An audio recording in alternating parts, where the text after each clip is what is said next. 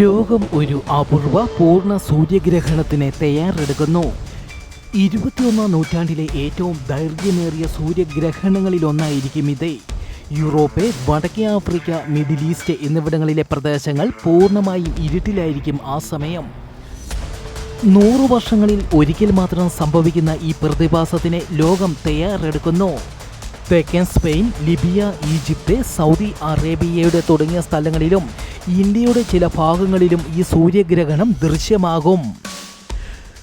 Morocco, Algeria, Tunisia, Sudan, Yemen, Oman, Somalia എന്നിവിടങ്ങളിലും ഇത് ദൃശ്യമാകും. മേൽപ്പറഞ്ഞ സ്ഥലങ്ങൾ 2027 ഓഗസ്റ്റ് 2 6 മിനിറ്റ് 23 സെക്കൻഡ് പൂർണ്ണമായും ഇരുട്ടിലാകും.